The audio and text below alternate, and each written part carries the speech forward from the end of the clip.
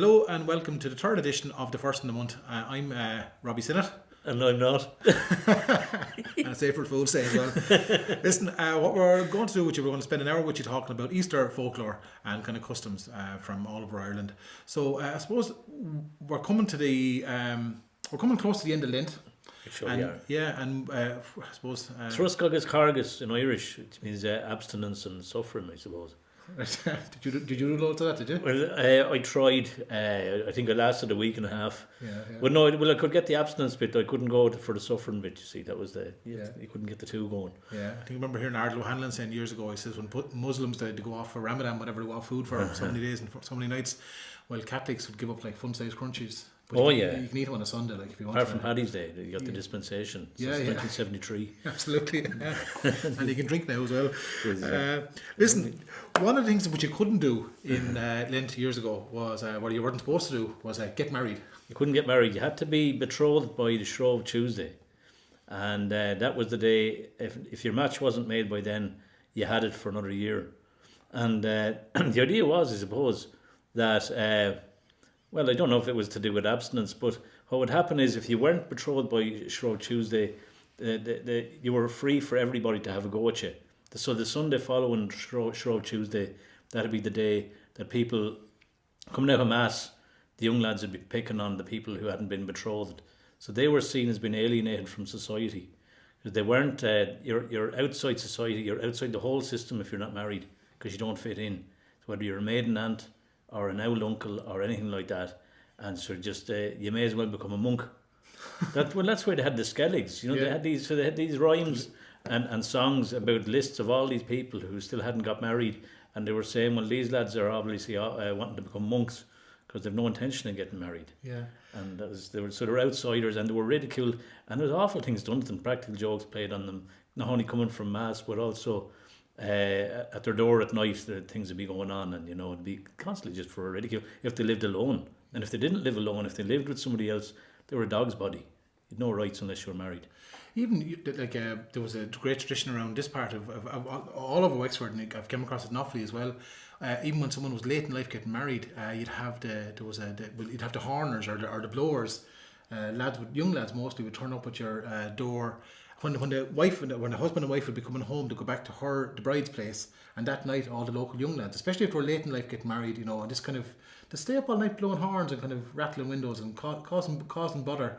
And there was a gang around Kilmuckridge, Ballygarrett area, and they were called the Cruelty Gang, because that was their job. Their job was to cause bother, Well, throughout the whole of Europe that was common, but Shivaree, it was called a French word. Yeah. But what it was originally designed not to celebrate anybody getting married, but it was originally designed to cause shame to anybody who'd done any harm, because there was no law, there was no police force or anything like that. So if somebody had, for instance, done a misdeed against somebody else, and everybody knew about it, they'd go around and they'd shame the person. They'd go around, and the house would be surrounded by these bottle blowers or horners, Yeah. And that was the whole idea, that you'd shame them that way, and they'd be embarrassed. But it could be for any amount of reasons. And was it shame, or was it to do with some kind of fertility thing? No, purely shame to begin with, because it was their way of vengeance. And now that would probably be a prelude to the idea you better get out or you won't be here long. Yeah. And then after a while, it morphed into the whole marriage ceremony thing. Somehow, now I read folklore articles on it years ago about how this happened, but I can't even remember the author now. Yeah. But Patricia Loisett again wrote a lot on it. But it was it did morph in during the Middle Ages. It became part of the marriage. Well, it was done here until the 1960s. Until I suppose when weddings changed, when weddings went from the people's homes into the hotels, when the hotel weddings became popular. I know in the parts of Wexford where I know where I went on. They were the reasons when it faded away. In Ballygarrett again, it would have happened down around Screen and Castlebridge. I tell you, actually, one of the things there's a man in Offaly. He remembers it being done up in Offaly as well. And I'm trying to. You haven't got around to doing it yet. Is actually taking the arse out of one of the bottles, because it was even a bit of an act to that. You'd have to. I think you'd put cold water in the bottle and put it into the grease shock, and then it kind of the bottom would crack over.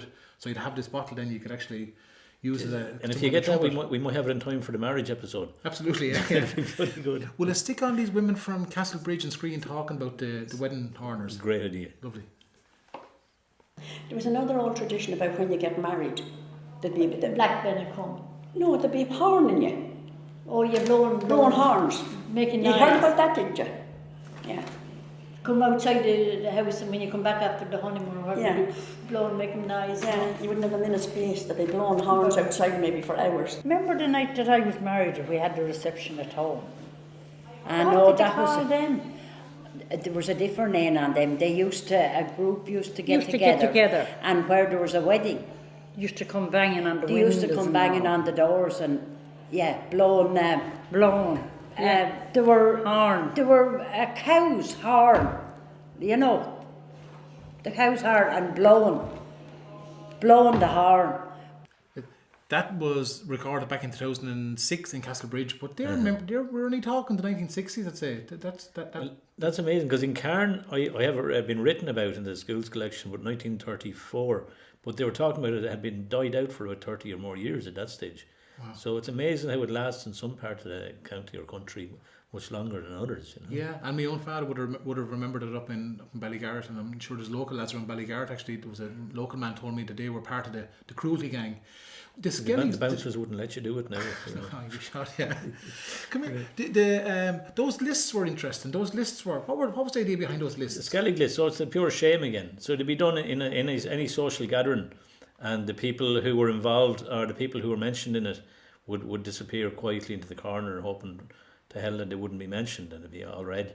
But yeah, no, we mentioned of everybody in the parish who hadn't got married, and there'd be some rhyme made up to it. So you heard the St. Denis of France, a great old man altogether, and whatever. Yeah. And then, but you haven't heard this list of all the people who should go to the Skelligs, because they all want to become monks, you see. And now there's old Bridget O'Ryan, and she's down there in the corner, not married this 43 years. What the hell is wrong with her? Or something like that. Yeah, They'd go on, you know. Yeah, yeah. And they'd sing a song like that, and they'd hammer them all through it. And every verse would involve somebody else who hasn't got married yet. Oh. And they just completely just making fun of the whole thing. And Skelligs, as in Skelligs, is the rock off Kerry. That's The where we're Skelligs, talking. yeah, group of rocks off Yeah, there that all the monks they used to go, because it was the farthest end of civilization, and they're symbolically where they're saying, well, you're not part of civilization. That's where you should. That's where you belong. Yeah. Clear out. We're looking out at Mount Leinster here, right ahead of us, and at the back of Mount Leinster, literally 2-3 miles, is where Saint Finian. I think it was Saint Finian. He was one of the early monks on Skelligs. There was a Carlow man, I think, went down to set up the cell down there. So he probably couldn't get married, you see. I couldn't get married. Yeah, no. He wanted to leave Wexford and Carlow. One thing actually, I found stuff last night was a little recording. It's only a short snippet of a woman in Mayo. Who told me about, she remembers as a young woman salt being thrown on her at Lent, during Lent, to preserve her during Lent, so that she could get married and or find a man then after Lent. After Lent, wow. Yeah, Okay, very yeah. good.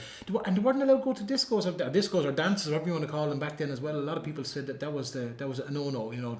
Well, but that could be tied into something else. I mean, the priests had their way; they wouldn't be going to discos or dances at all. Yeah. So Lent was probably when it was more enforceable. But there's the other. There was old priests with blackthorn sticks around most of the year. But Lent, I suppose, was the Ramadan time. You know, when they couldn't really have their power, have their sway. Well, let's stick on this woman. Oh yeah, sounds great. Stick around.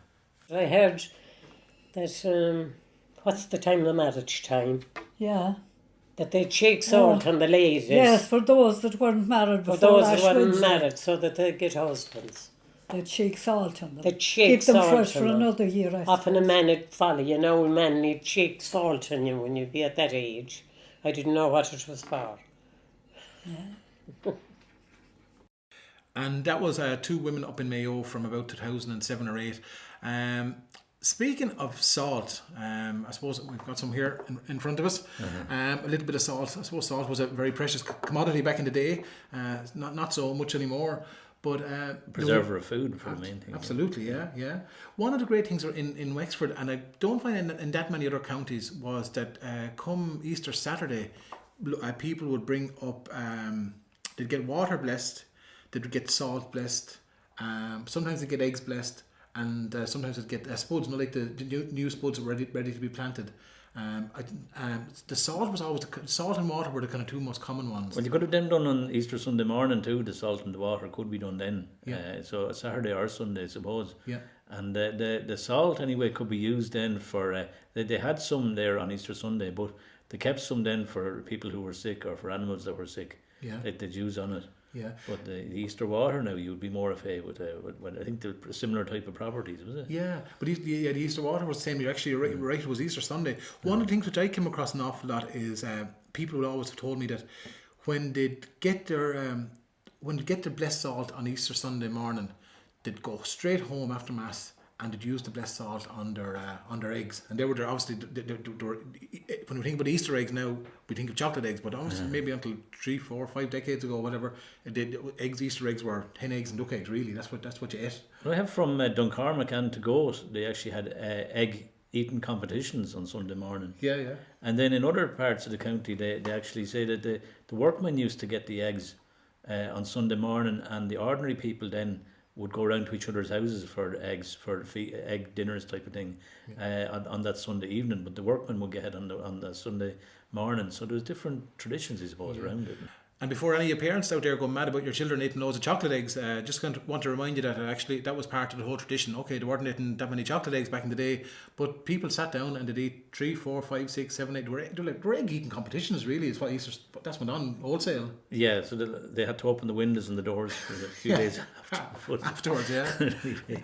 But children would go out in the days leading up to Easter Sunday. They'd be either gugging for eggs, either actively calling to neighbours looking for eggs, or they'd actually be going to robbing eggs. They'd rob eggs from nests, they'd store them, and they'd have little picnics. So there were so many variants of this kind of, so many ways you can eat an egg, I suppose, really. It's interesting the word gugging there. There's a few things about gugging. Yeah. Like there's an old Kerry rhyme that was on Rowley. Yeah. Guggledy gug mo hirkin dove, see and she is better and she of vinyes, vinyo, guggledy gug mo hirkin dove. So in Westminster you've got gug. Yeah. Guggy being used as a child's word for an egg. Yeah. That's the same in Dublin. There's a lad called Googie who's a famous sort of artist up in Dublin.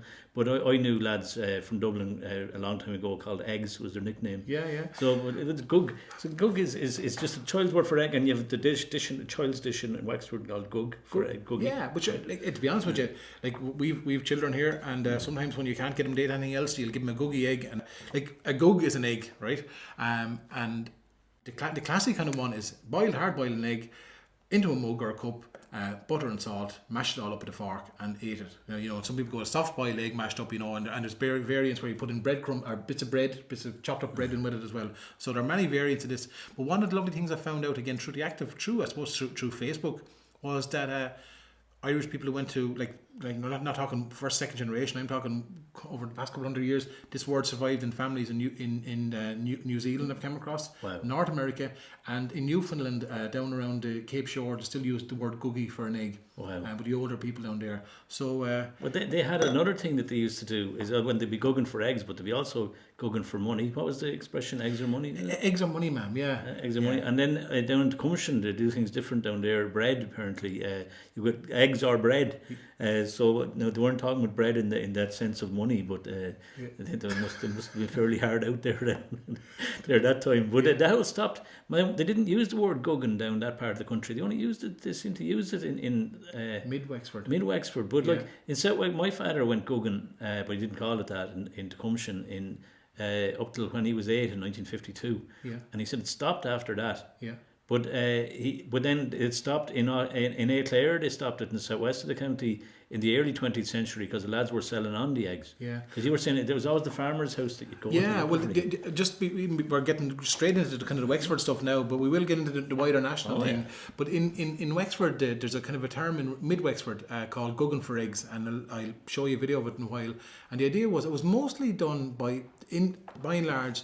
There were the children from the village or sometimes from the town, and they were seen as the poorer children would go out and they call to the local farmers and they'd get their hands on eggs, and they kind of in around Mid-Wexford they would dress up. Tobies. And they dress up like there was called going out in the Tobies, and they dress up in masks. They put out visors on their face, sometimes to blacken their faces, and the younger ones went out during the day and the older ones went out at night, and it was very similar to Halloween, and it's similar in ways to there's a Paysegging tradition in England, and it's a mummin rhyme where people go out looking for eggs, so it might be tied in with that dressing up tradition didn't travel to the rest of Wexford around Gorey. Even though they went out in Gorey wholesale, they didn't dress up. So there's a very particular thing of dressing up. The best thing I suppose I could do is if I'll stick on a clip for you. I'll stick on a clip from County Wexford, and I'll follow by a few other clips from other parts of the country as well. Great. To let you have a listen to it and see what the differences were.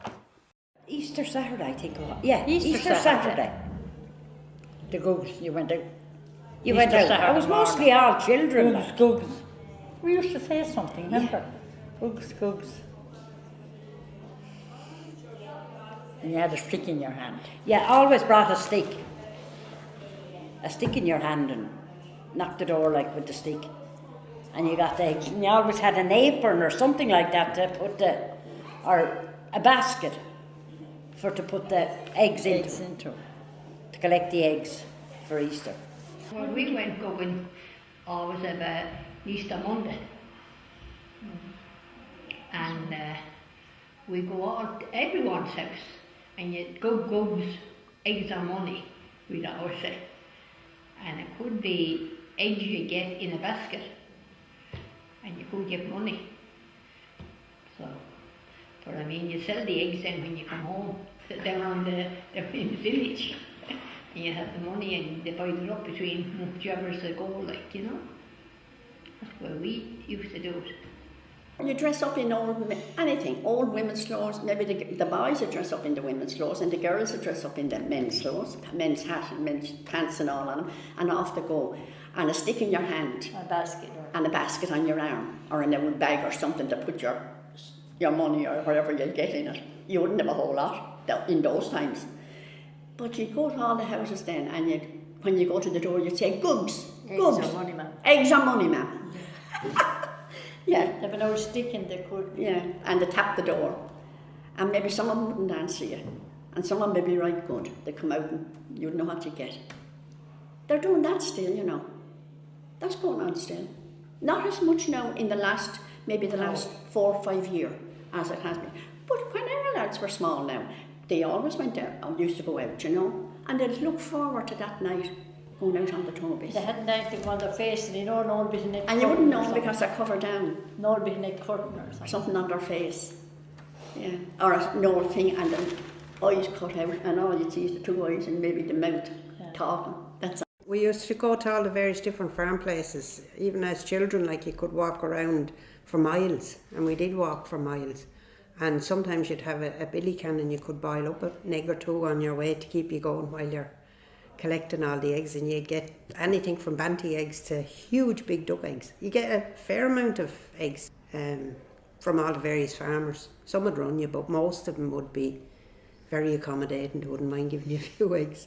You'd get nettles and dip the nettles in water and make it, we thought, colour the water, and we'd try to paint the eggshells with it and whatever, but we wouldn't have had the same access to paints and things that the kids nowadays would, so you'd have to make your own whatever. It never turned out as well now, I must say. We would have tried to mix up different weeds and things like that to make the colours, to colour up the eggs. They would be hard boiled by the time you would, and then later on when you discover it wasn't going great, you'd eat it.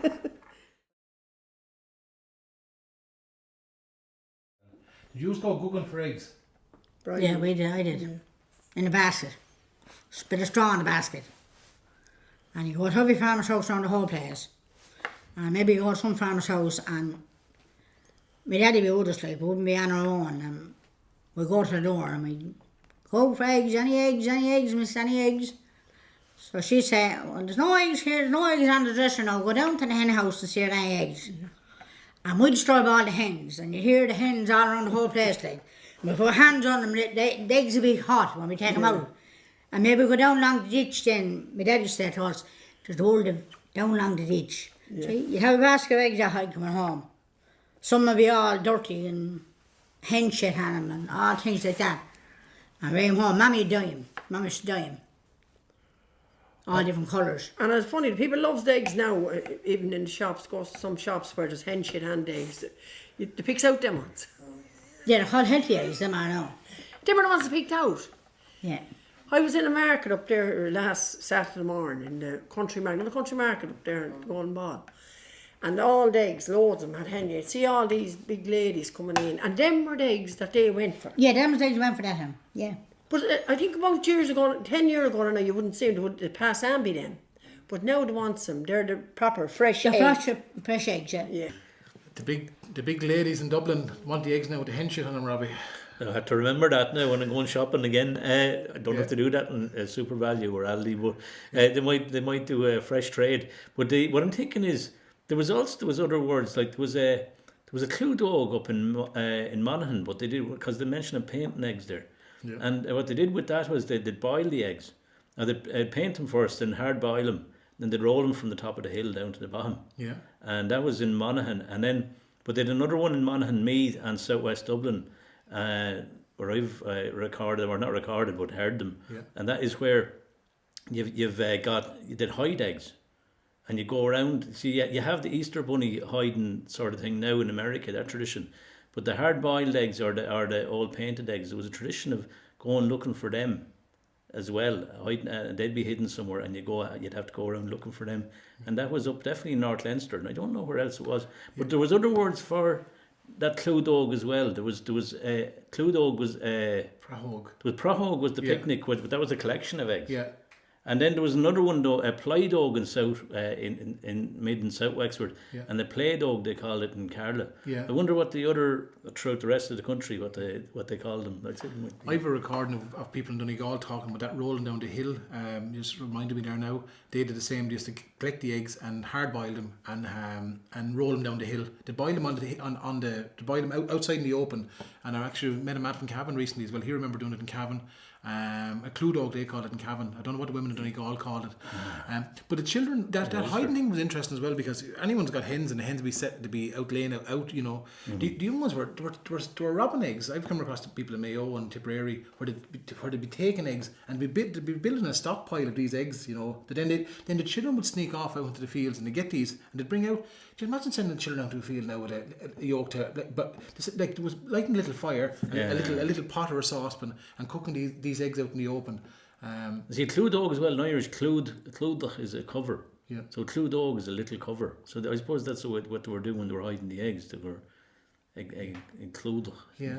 And the prahog, that's a picnic. That's the word. It is, and we have that in North Wexford as well in a word list from 1952, which you showed me from the Enniscorthy Guardian. Yeah. And they have it in Mayo. Yeah. Prahog. So, but I haven't heard it. I haven't heard any living dialects apart from them too. But if it was found that far apart, it must have been all over the place. Well, I'm going to stick on for you the women in Donegal talking about rolling the eggs down the hill, and I'll also stick on the couple in Mayo as well. I remember it was Jim Lally and his wife. They were talking about the prahog.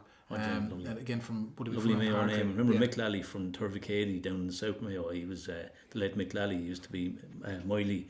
Glenroe, it's a grand Mayo name. Yeah, absolutely. Yeah, I think half the country could. We all have memories of. Holy God!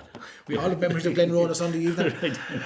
So listen, we'll stick on these people and we'll have a listen to those particular words, but also have a listen to the different types of Easter traditions that they did in this part of Ireland. We'll stick it on. You used to go up and you used to go out first of all and steal all the eggs you could get, and you'd keep them hid till Easter Sunday, and up you go to the hill. And you'd have an Easter fire, and then you would have an old saucepan. You'd get the eggs boiled, and they would boil hard, and you'd still hold them, and you would roll them down the hill, and most of them were all ate before instead of rolling them down the hill. And it used to be a whole family, neighbours and all. They would all come. I've seen years there was up to 30 and 40 people together with children, men and women and children. We used to collect hen eggs, and then the idea was that we made a bonfire outside and you boiled the eggs out there and you rolled them down and played a kind of marbles with them, with each other's eggs. But the way we coloured the eggs was we would tie onion skins round them with different colours of wool, and the dye would come out of the onion skins and of the different colours of wool. And when they were hard boiled and you took those things out, the eggs were beautiful, multicoloured eggs. Usually on Easter Sunday morning, the children go out. It's mostly the poorer children would go out and go door to door with a basket, and everyone would give them, the farmers that had hens, they'd give them the eggs and that. But on one occasion, 2 young lads went out and they were arguing about how one had more than the other, and they had a row and they smashed all the eggs. But I must tell you another thing. We lived in town and our friends and relations in the country would always bring in a score or a half score of eggs at Easter, present. Yeah. On Easter Sunday, we used to have a crowd of us would get together and we'd have a prog. In other words, it was a party out in the field or up the mountains or somewhere. And we used to have a load of eggs. We'd be stealing the eggs for a couple of weeks beforehand. From your mother, is it? From the nest, from the hens. From the neighbours too. From the neighbours too, wherever we got the eggs. Sorry. And then we boiled them and eat them. A lot of them might be gone rotten. They were so we'd be sick then from the evening with all the eggs we'd eat. And that's all we ate was eggs. Oh, simple times. On Good Friday, the children would collect eggs and they'd hide them someplace outside, and the parents wouldn't know anything about them. And the parents would be missing the eggs, like they wouldn't be getting as many, you know. But come Easter Saturday, I think then, or Good Friday, well, the shops were open Good Friday then, and you'd go and sell the eggs and get something, get sweets and whatever. And then on Easter Sunday you'd have they used to call it a prog, which is a picnic in English. And that was it. Picnic? Yeah.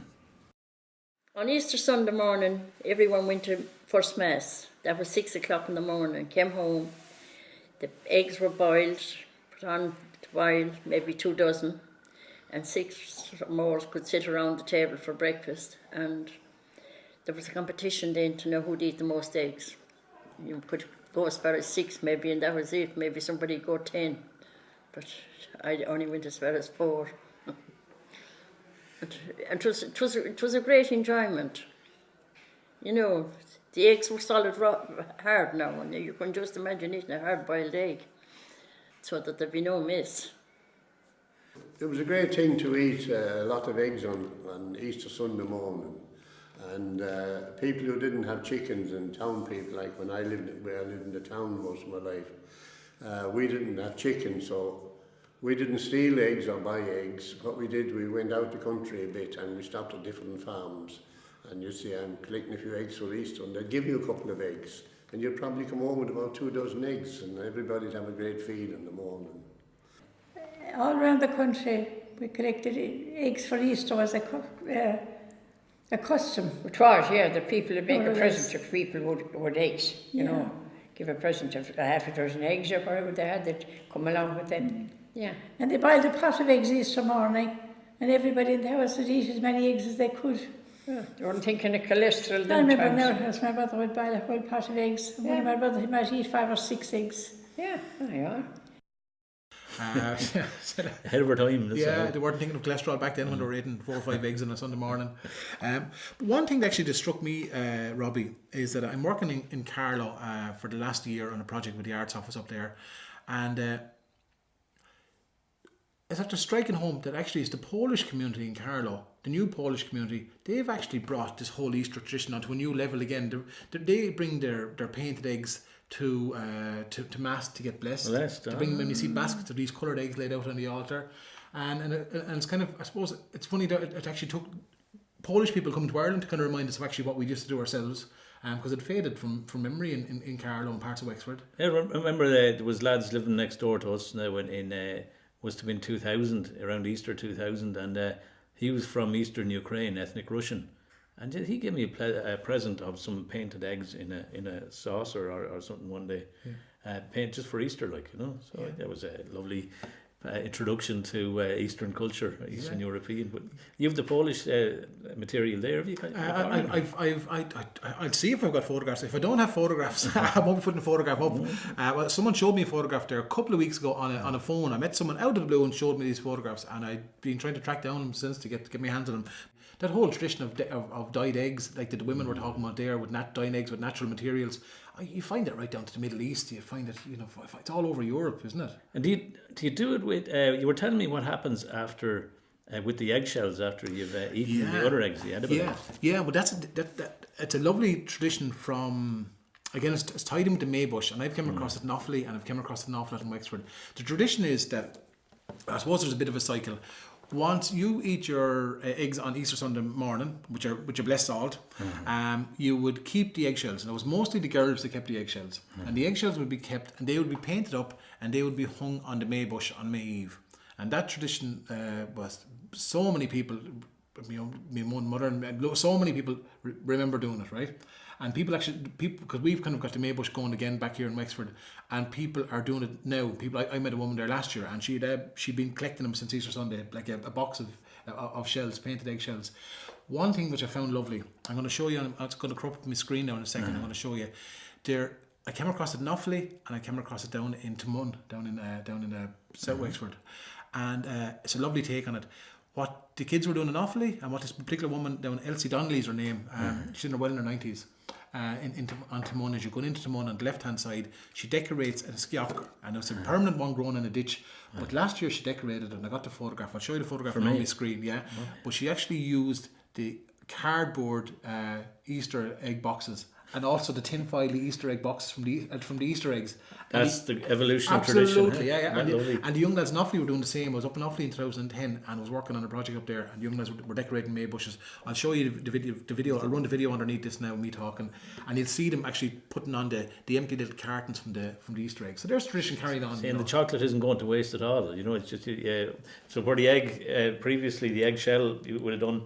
Now it's cardboard box. Well, it's environmentally friendly as well. Yeah, absolutely. You're using everything going. Yeah. But there's something else you do with the eggshells. You never, for some reason, you never boil an eggshell. It's bad luck. But there's a resonance with that too, with a story about the brewery of eggshells, which is common all over the country, Wexford to Donegal and Kerry to Antrim. And that is where there's a changeling child. And what you do is, he can speak. He's well before his years. He might be a year and a half, and so what you do is you put on the eggshells into a pot, and the child will say, "Well, Mammy, what are you doing?" "Oh, I'm only cooking some eggshells." "Well, I've been alive for 580 years, and I've yet to see anybody ever cooking eggshells or boiling eggshells." And with that, she's got proof that he's the fairy, and she can run at him with a poker. And apparently, he changes back to her own child once that maneuver has been carried out. Now, if he doesn't change back, it's not said what happens. You know what I mean? So I wouldn't urge anybody to try it out at home. You're blessed with whatever you have, and it's just the old tradition of dealing with any deformity or disability, I suppose. But it's strange that eggshells comes up in that context as well. Yeah, we'll touch on it in May. We're going to deal with a lot of May folklore in the next edition. But eggs in the drills is a common one. That was from Wexford to Waterford, Tipperary in particular, where people would put eggs in their drills or in people's hocks of hay for bad luck. And that was I've tons of stuff on that. But one of the things I'm going to go back to the Easter, to the blessed salt and the Easter water. Was that idea of. You people would on Easter Sunday, I suppose, really traditionally, and sometimes Easter Saturday night, they'd go up and they'd bring their bottles of water. They'd go home with their Easter water, and water and salt. Were that huge. People believed that huge curing properties were such basic things, really. Just salt by itself would keep the fairies away as well, and iron. Yeah. I mean, it protect the unborn child or not the unborn, it to protect the young child in its cot. Yeah. So the fairies wouldn't go near if there was salt around, or if there was iron cross or iron anything on it. Yeah, poker or something like that. Yeah. It's funny when you mentioned about salt. There was one lovely tradition of I came across it in Tipperary, Offaly, Wexford. Is when a cow would calf, you'd always get the blessed salt. A lot of farmers would have kept blessed salt, and when the cow would calf, you'd sprinkle the blessed salt on the calf to get the cow to lick it naturally. But also people believed there was something else. I'll stick on a recording of a man from Raheen, Adamstown area, Mo Curtis and Jim Roberts, talking about this, and a few other people involved in it as well. I'll stick it on. Hang on there. Every Easter Saturday night, you leave up the packet, and it'll be blessed on Sunday morning, and you bring it back. Now the seasick animal is what. Yeah, well, in the house like this. Yeah, I think here long ago, years ago too, they used to use the salt sometime, didn't they? For you put it into a little bit into the bacon when we making bread or something like that. Yeah, it was supposed to be great for that. Well, they believed that the old people believed in it great for. I don't know what it is or exactly why they done it, but they did. Yeah, when the cow would calf. Oh, yes. With a brand. The cow would lick the calf, make the calf. But of course, that was nature. Yeah. You know, if she wasn't inclined to lick, if she got a taste of the salt, she'd be dry and she'd lick away. Yeah. You know, there was no religious connotation in it. It was just when she got the taste of the salt, same as eating peanuts. But they wouldn't put ordinary salt on that time all the time. They put the black salt on. Yeah, but I'm sure if you put ordinary salt. Yeah. Once she got a taste of the salt, it was the same as eating peanuts. That's right. You couldn't keep them out of your mouth with the. That the last two men there you heard were Jim Roberts and Mo Curtis. It's funny now. More sceptical than the other. Absolutely, yeah. Jim is a bit more sceptical than Moog, because Moog was kind of saying it's not ordinary salt; it's just less salt, you know. And I suppose that comes down to the belief again, Robbie. The belief people had in these. Always the way too. Even if you go back 1,000 years, not everybody believed, and some people did, and some people didn't, and it probably suited the time. And perhaps maybe the most vulnerable in society, were the ones who kept tradition alive the best. It was always the poorest people, I suppose, and that's why it's a culture definitely worth celebrating. I think it's our culture.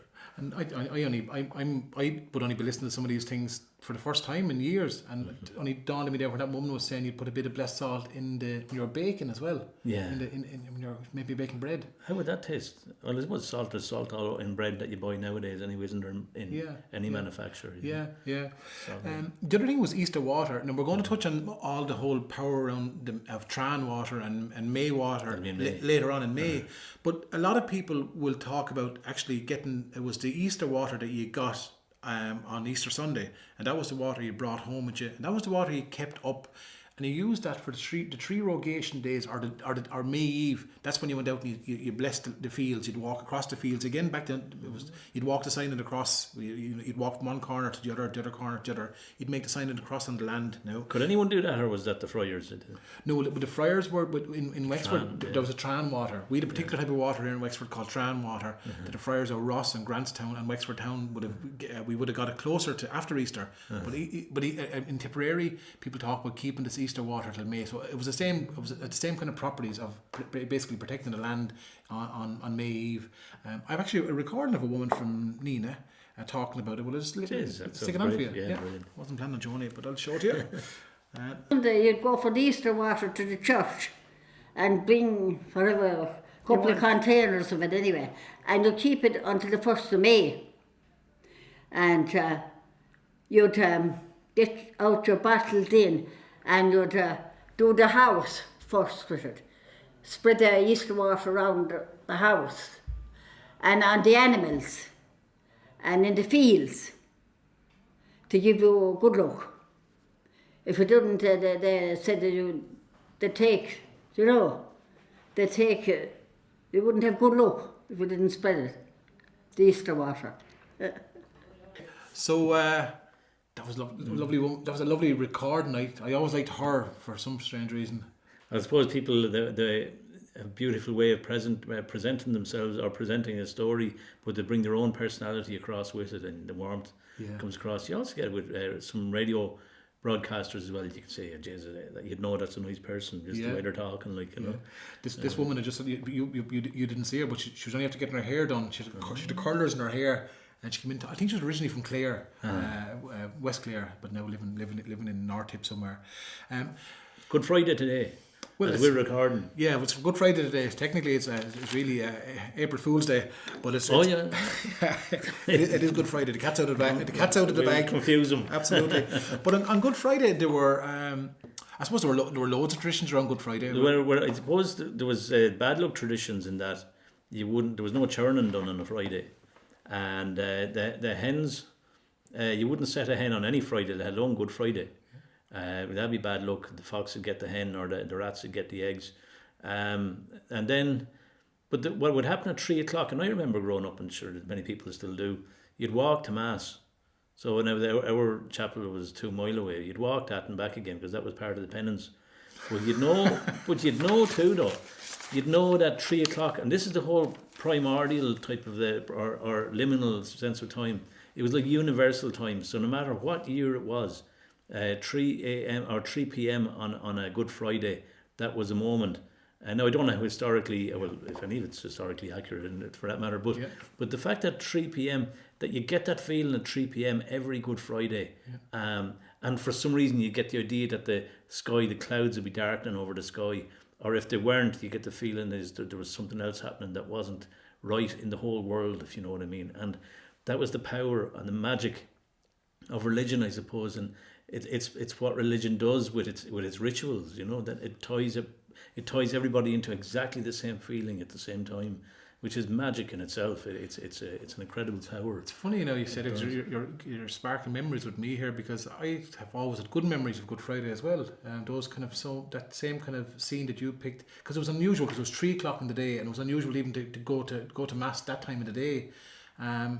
But you'd be living the Holy Thursday, the whole drama that was played out. You'd be wondering in your mind when you were only young, oh, I wonder what was happening now, 7 o'clock, oh, that's what's happening now. And then the whole inevitability of the whole thing. Yeah. And it'd be all played out, and in the whole dramaturgical sort of way, incredibly well done and captivated to keep everybody going along, which was folklore in its own right. Absolutely, yeah. And it was amazing. But another thing they did in houses, before they went to Mass, either a decade of the Rosary be said, but before that again, there'd be the 5-minute silence. So that'd be the way they'd mark that. So was that done with you? Was it? Did you no, we had the 5-minute silence, but it wasn't because that was in the chapel, which was there was a minute silence. There was there was some silence in the chapel before the mass would start as well. Yeah, but it was all that folklore as well. Even that we have now that exists. The cock crowing was a sign of a death. You know, 3 times. You know, that was when our Lord. You know, and it was like a film, really. It was like a film. Oh yeah, playing out and all the way, and then things would go really bad at 6 o'clock on a Friday. Yeah, that'd be it now until Easter Sunday. Yeah. Although. Like I said earlier, like Mulrankin, it was thought that Lent ended at midday on Easter Saturday. In different parts of the country, with us now, Lent always ended on first thing on Sunday morning. So obviously, whatever time you'd be eating the Easter eggs or whatever. Yeah. But it varied, like just as in people were doing the collecting of the Easter eggs on a Monday or a Easter Monday or an Easter Saturday. They could do it on both even, you know, but they were fairly flexible about these things. I don't know, we got talking about the dancing of the sun. Well, no, that's Easter Sunday, isn't it? Yeah, yeah. The dance, people get up early. Well, you see, they wouldn't get up, but that's why everybody would be fast asleep. But if you would get up at 1:30 in the morning or 3 o'clock in the morning, you were supposed to be able to see the sun dancing. Yeah. Now, that tradition is still alive today, but Patrick Kennedy's writing about it in the banks of the Borough. Yeah. As well, and people, but I think the whole idea was that they sort of had an idea that nobody would be getting up to see it, so they could say. Yeah. But you've got a clip of somebody. I do. I've only a very short clip actually. Yeah. Again, I only found it last night. I have 2 women down around in Raheen, Adamstown. I'll stick it on for a second, right? I've heard that you could get up early enough on Easter Sunday, and the sun dances of Easter Sunday when it's rising. Go away, huh? So if you got up early enough, you'd see the sun dancing. Well, yeah, the sun was obviously symbolising the resurrection, and the sun, our word English S-O-N, obviously meaning the S-U-N, and they were synonymous. They were associated together. So, you know, it's. I don't know if people were. If you stare at the sun long enough at 6 o'clock in the morning, if it were 7 o'clock, you'd probably think it was dancing as well. Yeah, I'm not sure. I suppose you can't mention a big Christian event like Easter, but you have to think if it was built on something else. There was a pre-Christian, like it's based around the movement of the moon, isn't it? That's what it's based on. It is, yeah. It was the first. It was the first full moon after the vernal equinox, I think. So it could go from the 25th of March to the 25th of April. Yeah. But it was now the Irish word for Easter is Cashk. Now, but that comes from the Latin Pasqua. But it was the Paschal. Now, it was lovely stuff about St. Patrick when he came to Ireland and came to Tara. And you'll know that Patrick, he was supposed to be the bee's knees in terms of magic. Yeah. But the old druids up in the Tara, they were able to have, they had an eternal flame that was able to keep itself going. Now Patrick's magic was that he was able to not only put it out, which was something else, but he actually managed then to replace it with a Paschal fire, an Easter fire. Yeah. Now that mustn't have been eternal because we'd know about it. But I think that was awful. Killing, like they'd managed something amazing, and his magic was sort of negative. Oh, I can just do away, because they had a contest with him, and the druids made it snow for 3 days, and just Patrick came along, and what did he do? He didn't make it snow for 6. No, he just came along and melted all their snow. Just we need Patrick back again after that snow we've had in March. Yeah, do something about the weather. But it's funny that kind of like where there's so many layers. I go to Brittany a good bit, and you see the classic in Ireland. Ireland's the exact same. The layers of the pre-Christian, the holy wells, and then there's another layer built on top of them, another layer built on top of them. Yeah. I recorded a woman in Castletown in North Wexford, and this was common all over the country. But I recorded this woman in 2015, and she said that when they would get on a Good Friday, which is today, that it would not. Her mother wouldn't let her have an egg unless there was a cross on it, and there was always a cross with a bit of soot. And I've actually got a bit of soot here. I actually brought it along. Yeah, a little bit of soot I got. And basically, you'd get the egg had to be laid on Good Friday, and before you'd even eat it, this is not hard boiled, and you'd just mark the sign of the cross on it, and then you'd eat it. So then you're safe to eat your egg. But does that relate to horse? Well, you might have do you have a clip of her? I do have a clip of that woman. I'll stick around for you now. She's from Castletown, just outside of Robbie. Well, the only thing I remember was on Good Friday with the eggs. You'd never have an egg without put a cross on it. Right. Mark a cross on it. My mother, if we did it, she'd say, throw that egg out. We always had to make sure there was a cross on the egg before we do anything with it. The minute we get an egg, we had to put a cross on it on Good Friday. And that always happened. So, and is that related then, putting crosses on things? So we got hot cross buns here, again, the day that's in it. Yeah, that's again. Someone dropped these into me yesterday from Stafford's Bakery in Wexford, local. But again, this tradition, I think, is found all over. It's found in England. It's found in Scotland. It's found in Ireland. I don't know whether it's found in America or not. But I just know in Ireland, people will go and they will eat hot cross buns on Good Friday. From that. But even the tradition, when people are cooking bread now, anyone who makes bread at home, you'll always put a cross on it, and there's always that kind of that symbolism of the cross. The bread will rise. If we didn't put a cross on it, people said the bread wouldn't rise. Did they have that in for grub as well on Easter Sunday? It would be. Yeah, there was there what food you were saying? There was particular food was eaten on Easter Sunday. I just have two accounts now. I know in Ladies Island there's an account of bacon and cabbage only being eaten on 2 days of the year, the Christmas and Easter. But there's one up from Dinard, close to here, and that says that there was a pig's head and oatmeal pudding, which we call cutlets, and they were only eaten on 3 days: Martin's Day, which is around the 11th of November, and then Christmas Day and Easter Day. And there's a saying in Irish from collected in North Kilkenny, but I'm sure it's general, and it says, "Dónach chaske agus lá na nullag, an rá lá is fear an vullag." That means that Easter Sunday and Christmas Day are the best 2 days for the belly. That's when you can eat all, that's when you can eat all you like. Oh, that's lovely. Yeah.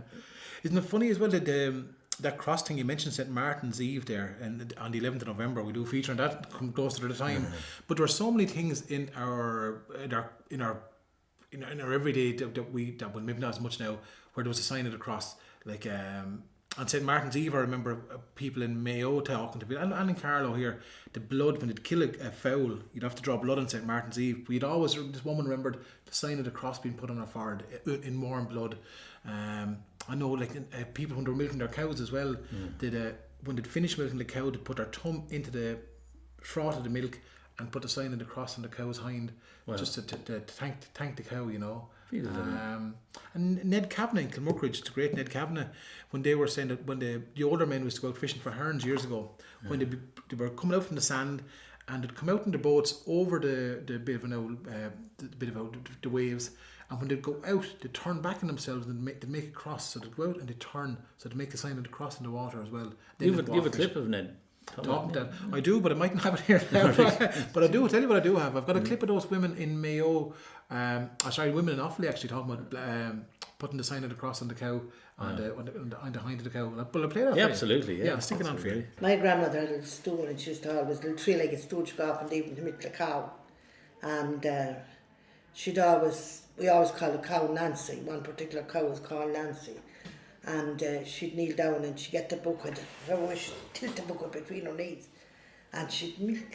And when she'd have milk in, she'd get her thumb. And with her thumb, you know the high bone that's sticking up in the back, cow's back. She'd always have the tongue just on the top of the froth of the milk and put the sign across and she'd say, God bless you, Nancy. Every time she meant, she'd always say, God bless you, Nancy. Well, that reminds me of an old tradition too. Well, it's still common among older people in Dublin. If you're on a bus, they'll cross each other if they're passing by either a graveyard or a church, or a chapel. Yeah.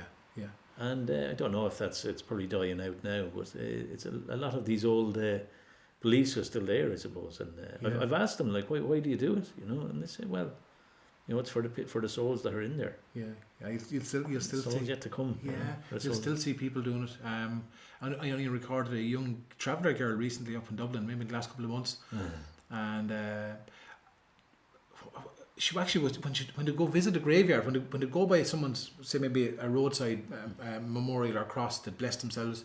But she was telling me a lovely one who said that when they were going visiting the graves, when they'd be leaving, they'd beat the horn 3 times to say goodbye to their relatives, basically inside. But I wonder, is the crossing yourself also protection in case anything bad happen to you? But she was like, the touch wood, didn't that whole come thing come out of the touching our Lord's cross? Wasn't that the? Is it? Well, that's what I remember. Throw salt over your shoulder. Yeah. Just well, the last thing you think of doing now, if you're a bit of salt, a little bit of salt and vinegar, or just a bit of salt over your shoulder. Yeah. I still do it. You kind of do it still. Yeah. That's a kind of. I think that's probably a word. It's fairly universal. Is that English as well? Did it come from? I don't know. It's universal. I don't know. I don't. Well, yeah. Well, it could be European. I'm not sure. But the cross thing is interesting. I suppose we do it, like even that tradition of God, it's not really Easter related, but there's a whole tradition of they have them in Kilmore still, and you'll still of when the funeral will pass by a certain stretch of the road, a little cross would be left. Now that was also done up near Kilgraney. I've recorded a man in Mayo years ago, and he found it there the other night as well. It was done in Cong as well. So when a funeral would be going by, a little cross would be taken out and left. So what would happen is, like in Kilmore in South Wexford, you'd have a big pile of crosses left. Did they be made of the same wood as the coffin would be made of? That's the Kilmore tradition. Anyway. I actually haven't looked back at the Mayo one. Will I stick it on? I think it'd be great. I wasn't planning on showing you this, but I'm going to find it now. I'm going to stick it on for you. They used to do a similar thing around Con. Yeah. The funeral went along the road, you see, and they used to leave a cross just on the side of the road, you know, a wooden cross. And every funeral, you made this little cross, the body died belonged to you, made this little cross and brought it with you to the funeral.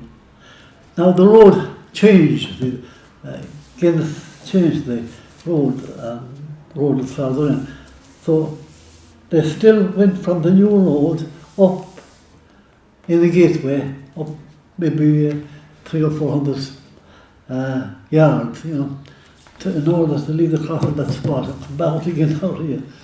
That went on for years. I think it finished very recently, about sometime in 1960, you know. It's always interesting to see when things sort of come to an end, even though we're recording them here now and like making sure that the world sees them and all. It's great. Yeah. But it's fantastic, and the way they come to an end at different parts of the country at different times as well. Yeah. So like in Kilmore, it may still go on. Well, it's still going on in Kilmore, which is great, and it would have died out in Kilgraney, and I'm sure there was other parts of the country where it went on too. And normally it's the way around. It's normally things die out later in the West, like, you know. So it's strange why some places traditions die out less than others. Well, Wexford's very strong still. I kind of find that all the work that takes me around the country, I kind of find that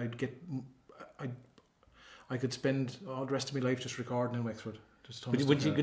But I'd say the same goes for most counties, or every county indeed. But it's just unfortunately there's not many people doing it, Mick, apart from yourself. But it's strange the way people associate certain things like Mummin with South Armagh and Wexford, whereas it may have been far more widespread. Like, Yeah. you know, and it's just that that's all that they're the only places that survived in that. You know? Yeah, and things get lazy, and then a few academics write a few papers, and all the students follow them, you know. and his Or bowels only existed in parts of Waterford and North Cork and against South Armagh. No, that can't be right. You know, it had to be far more universal. You know? Yeah, there are these very definite ideas of where things are that actually because they didn't talk to the other people. You know. Yeah. But listen, we won't get there. We'll get cranky. We're on hares. We're hares. We're going to talk about hares. We're coming close to the end. I suppose we can't talk about Easter, and we can't not mention rabbits and hares. And I suppose one of the things we didn't have those little old cunines in Ireland until the Normans came. Yeah, they bought them over from France. Yeah, so we know as far as I can gather, we know no rabbit tradition until the 1200s, but we did have the hare, and the hare has.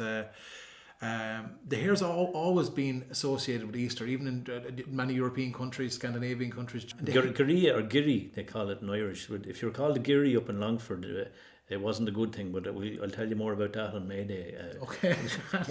Yeah, and loads of our Easter traditions are tied in. There's almost like there are all these links and chains that carry on.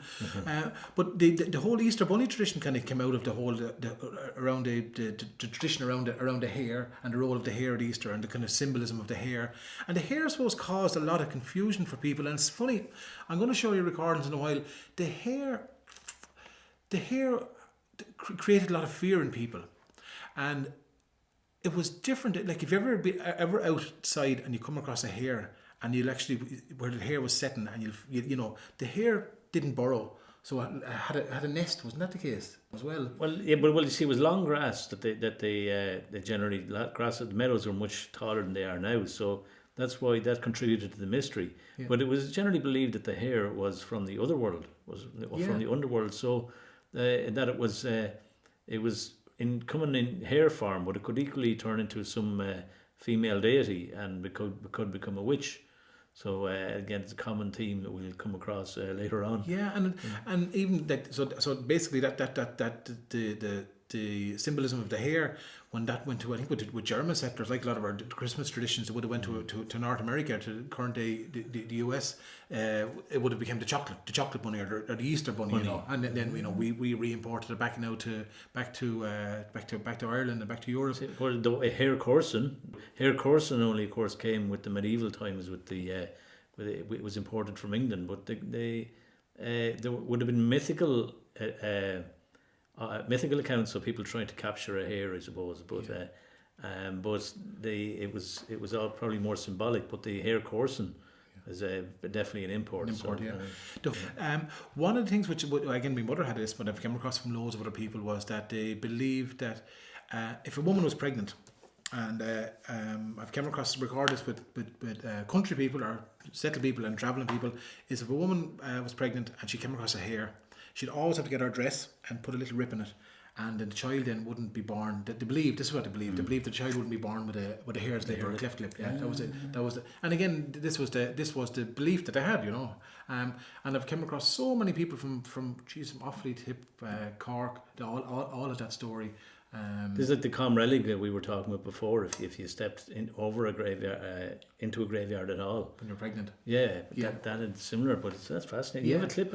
I do. I have a couple of clips here of people talking about the power, the fear of a hare, and this ties back into the hare at Easter and this kind of wider superstition we have around the hare in Ireland. I'll stick it on for you. And you ever tell if you were pregnant and you seen a hare crossing the road? You will have a hare's lip. Yeah, if you didn't put a split in your jumper or something you on you, a child turn out with a hair lip. Hare's lip, yeah. If there was a pregnant woman and the hare crossed in front of her, she'd tear off a piece of one of her garments of what she'd have on her, and she'd hold that until the child was born and rub it into the child's face. The minute the baby born, she'd take the child and she'd rub it into the child's face.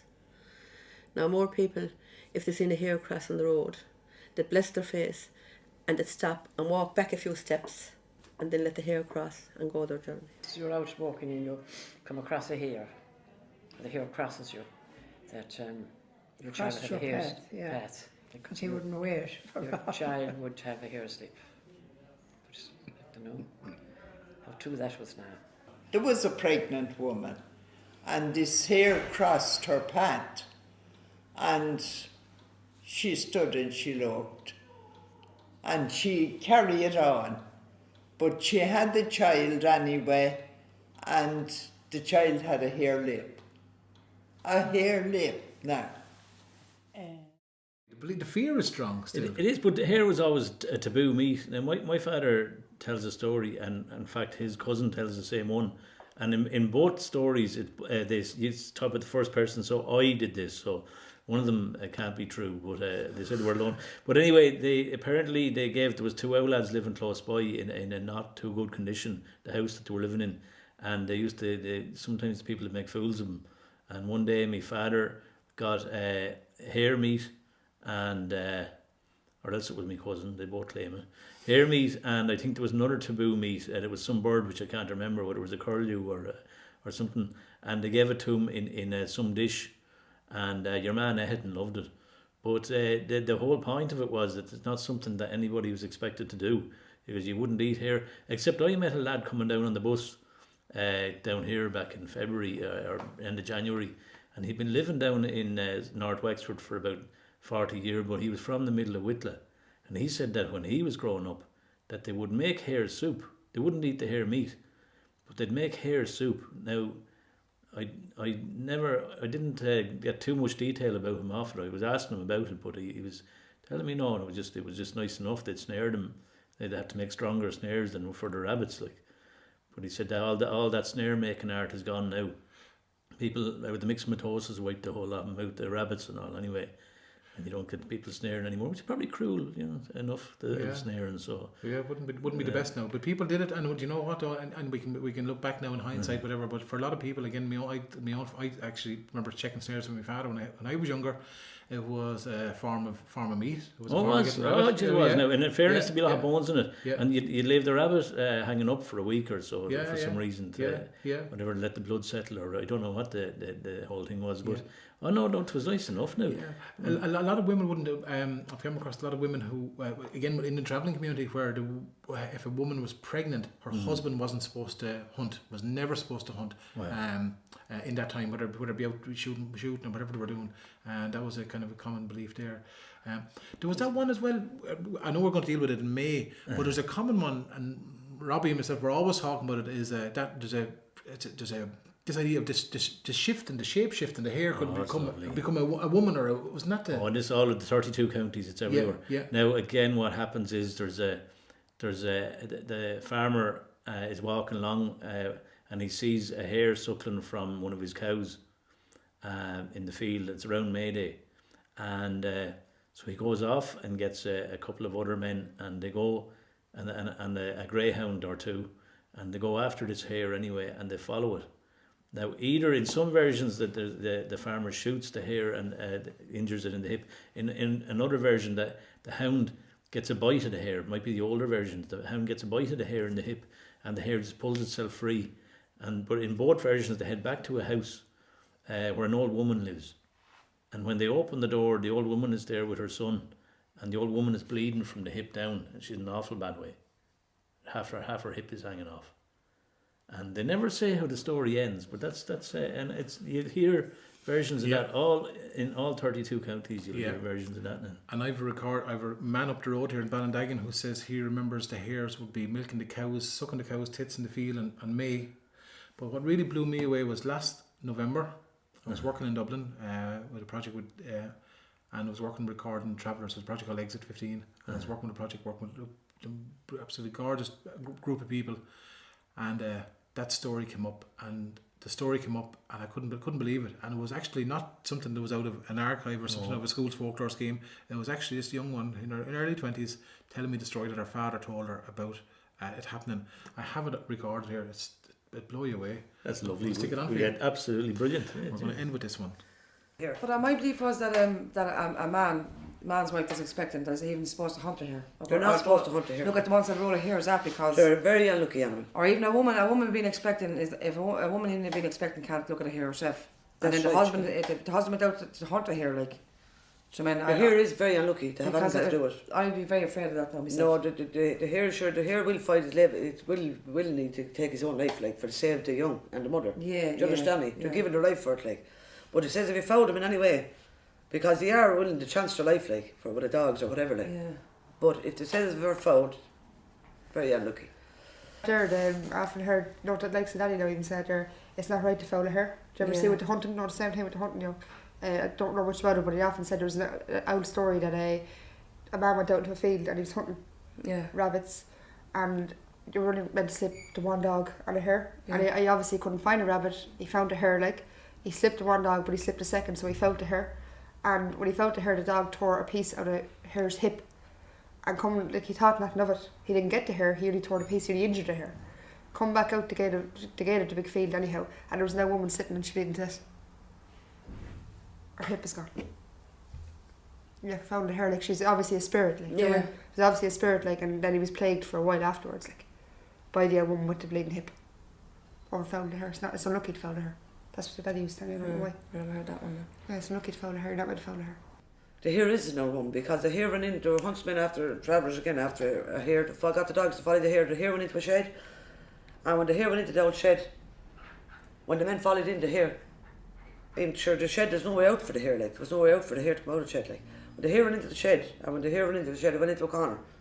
The dogs followed in, the men followed in the hare, and when they looked over here, was an old woman, and she screaming, crying in the corner where the hare went into. She was crying in the corner. So it says that the hare is part of a witch, but it says they will do you harm and luckiness if you have Unlucky, any. they're unlucky oak, like, but the it says bag the of hare is after the full moon or something. This because I seen the documentary of it. It says that the hare is a witch, that is an old woman, like, that comes, God bless the mark, but she is willing to say fair play, like. But after that, if you're unlucky, do unlucky and harm to him, it's Lord mercy. Have the witch, like. Isn't that incredible? It's amazing. Oh no, it's still a living tradition. Absolutely, definitely. It's lovely to hear. Yeah. I was nearly going to end with there was, since we're in the first 3 days of April, people might be wondering why it's so bloody cold, and there's a good folkloric reason why it's so cold. And there was a cow, the brindle cow, the Shivaree or Rivach, as they say in some parts. And what happened was, she was delighted. It was the 31st of March, and didn't she say? She happened to say, "Sure, that's great. Now that March isn't able to touch me at all, and I'm well free. Yeah. And now we're off into April." And March heard this, and March wasn't happy. So March said, "Well, that's what you think." So it borrowed or stole the first 3 days of April the 1st, 2nd, and 3rd, and for them 3 days, with all its fury, it gave everything it had to kill this cow, and it not only killed it but skinned it as well. So that's why the first 3 days of April, April never got them back. There's still March, Martha, Gog, March of many weathers, or March generally got a bad name in terms of What's no for a very good fucking reason to see the weather we've had. I've actually recording of women in Donegal again. Just reminded me there now. I've recorded of women in Donegal talking about those borrowing days, and that's exact saying you're on about the skinning the was it? On the skin the Shivaree. Well, we may as well stick it on, sure. If David, one from Donegal. That's one from Wexford, just from down the road here, and one from Donegal. It's lovely. We'll stick it on. We'll stick it on, right? They say if it comes in like a lion, it'll go out like a lamb, or the other way around. If it comes in like a lamb, it'll go out like a lion. That's weather, talking about the weather. Yeah. And it's in relation maybe to the borrowing days, that March borrowed 4 days of April. And then there was a saying that one in our group said about the skin of the brawny, meaning the skin of the cow, which was a Scotch saying, how thin the animal was after the winter season, like, and waiting for the good weather in April or the springtime, Now, here we are, overtime as usual, but that's the sun is shining on your face, so maybe we're... yeah, absolutely. Listen, thanks a million for sticking with us again. Thanks to Robbie for travelling all the way down from Dublin again to come down here to Wexford to be recorded. Thanks to Mick for having me. Yeah, thanks for... we're again, it's a journey we're taking.